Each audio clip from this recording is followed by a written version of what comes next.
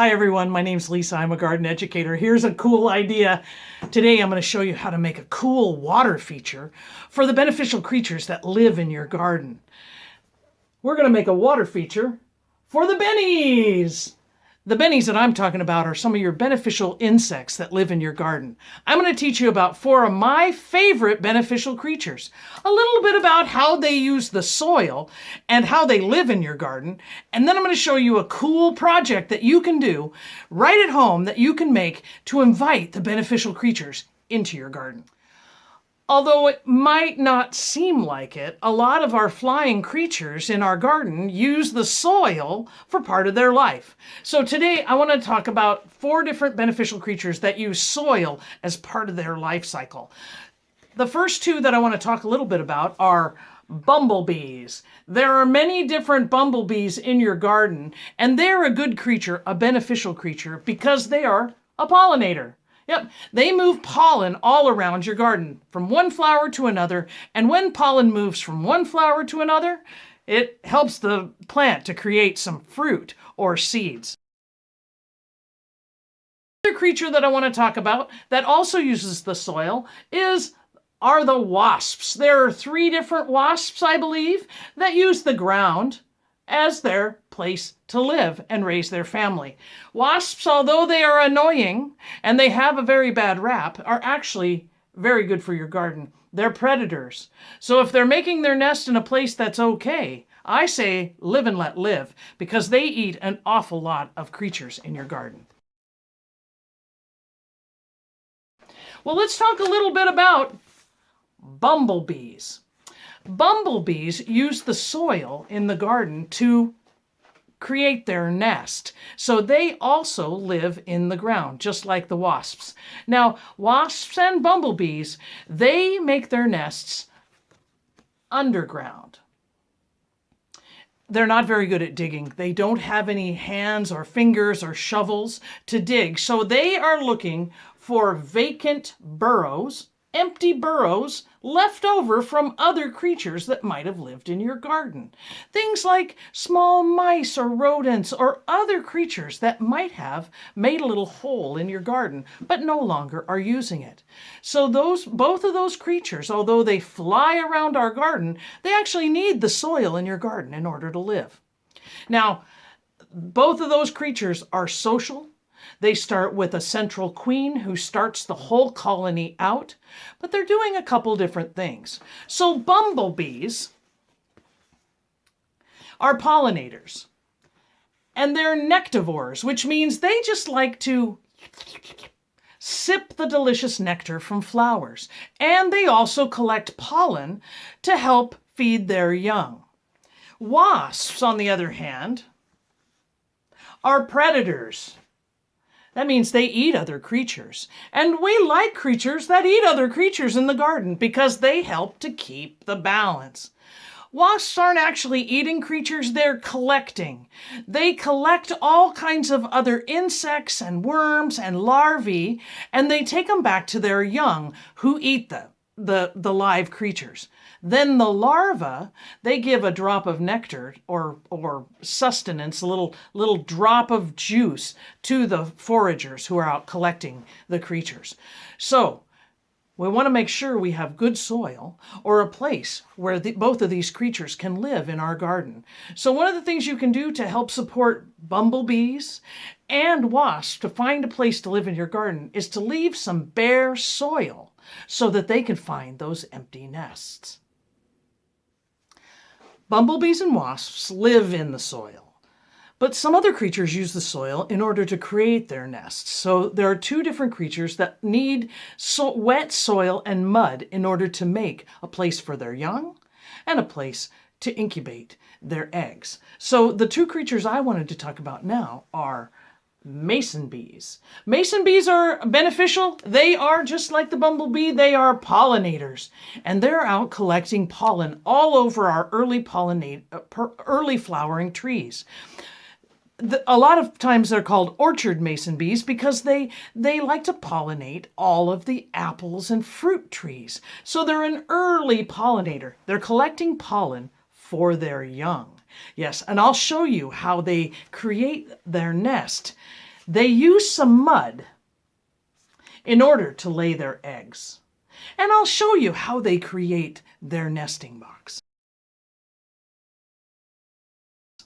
The other creature that's a beneficial is a mud dauber. And this is another type of wasp. It's a solitary wasp, and it is a predator. That's right. It also is collecting and collecting and collecting other insects in the garden, spiders and larger insects in the garden to take back to its young. Mason bees use mud in order to close up little chambers in order to lay their eggs so that the larva can hatch and pupate and become an adult mason bee.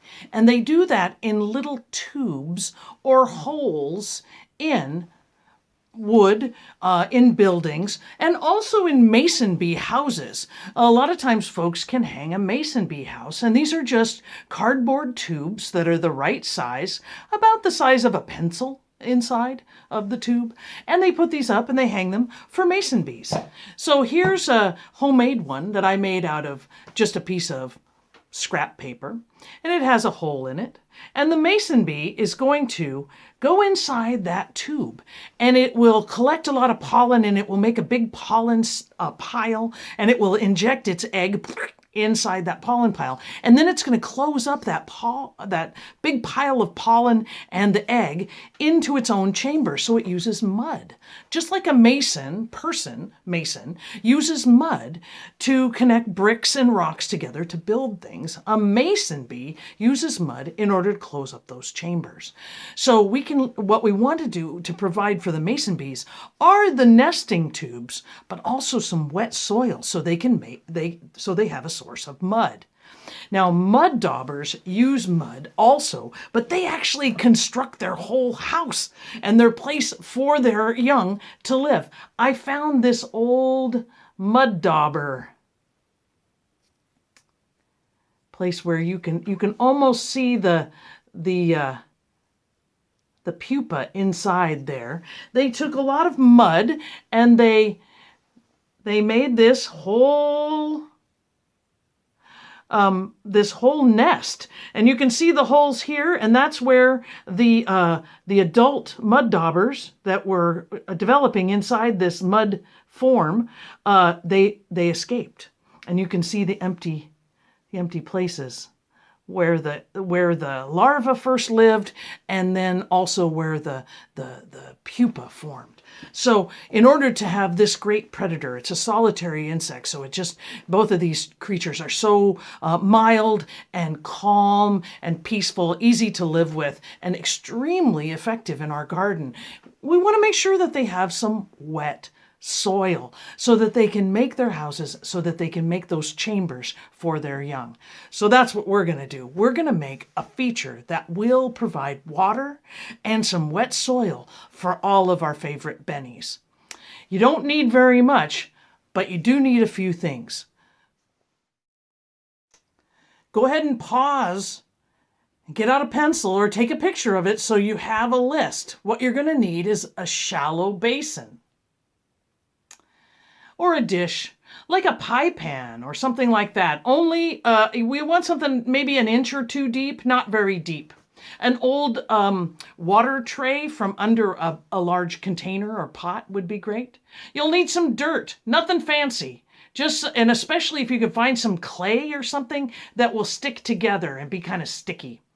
You'll need some rocks of different sizes. And some sticks, some things that we'll need a little bit of debris for the insects to land on. If you have some moss, that's what that little asterisk is. You don't need it, it's not required, but if you have some moss, it makes the water feature just very delightful and looks a little bit more realistic. And finally, you'll need some water, not very much, a few cups, just enough to make a little pond.